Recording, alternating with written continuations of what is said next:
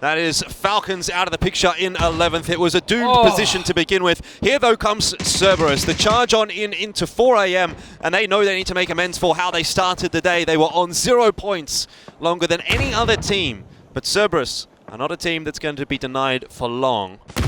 That grenade through the roof could have been huge.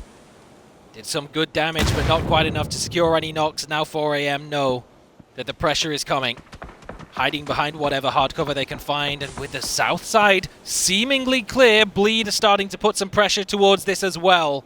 Blue zone grenades to clear some space with Molotovs will force HSM outside, but the push can't be committed to just yet. Cerberus need to take this up close and personal with the ARs. Himass close by indeed. We've seen the damage this guy can do, and he's gone again for another one onto God V. In the meanwhile, Xiaopian was found out by Sololzy, and that's the end of 4 AM. Quick, clean, and easy for Cerberus.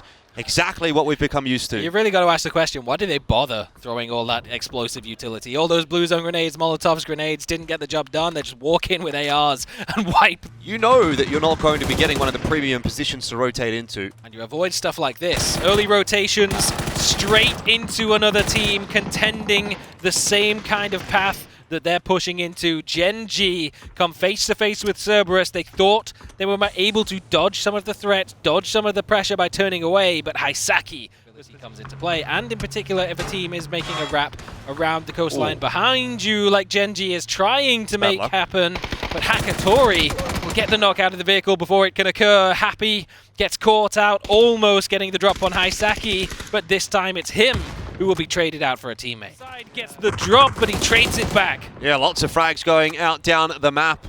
Sololzy from Cerberus putting another one on the board. They are at least above the double digits now, and RV trying to help Soset out, see if they can get him out of the blue, because it's an awkward spot to be in taking this fight with that tick damage in play. Quizzy catches Defex, instantly traded back in by Hakatori from the sidelines. Himass is getting involved here as well. This is definitely going to be so low, an impossible spot to get out of for Virtus.pro. There's just too much to ask. That range, and he's using the 3x. And then he switches over to the red dot and sits down a second. VP cleaned up immediately, and they wished that they were able to successfully hold Cerberus outside, because bad day or not, they're just as dangerous as ever. Sololzy in the mix, certainly still, but Legacy, they want to start fighting, and they might have bitten off more than they can chew. Himass has found himself 2 on the spray, and he's looking for more. Hakatori was spotted out there, so said in the backline as well. Cerberus are well aware that Na'Vi is on the other side of this engagement, and they know that they're weak. They went and hunted that fight. This is the game that Cerberus have been looking for. Taikonn strikes for another. And Hakatori, the last man standing, will be found out by Himass. Another headshot for him. They're back. Cerberus are rocketing up the standings. Perhaps not going to be able to get too much further anyway, because Cerberus standing in their way doesn't seem like they're going to be a team that you're going to get past in the form they're in right now. Flood didn't have the blue zone grenade. The Molotov didn't quite reach to flush him out of that position entirely. Rello will at least be able to grab the revive on towards Snakers. No one on an angle to force him off from that, and they're getting a bit of assistance, but it does not matter when Taikonn pushes forward, perfectly lands a grenade.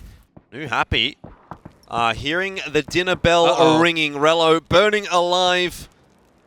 Will be okay. Snakers might not be. Taikonn will eventually see that. So there's players all over the place that are chiming into every single one of these fights. None of them really feel like a 4-on-4 or a bona fide 1v1 between any respective teams. It's just third parties all over the map right now. Feels like Himass and Taikonn standing side by side, spraying, fighting as hard as they can against a seemingly endless horde of enemies like Legolas and Gimli.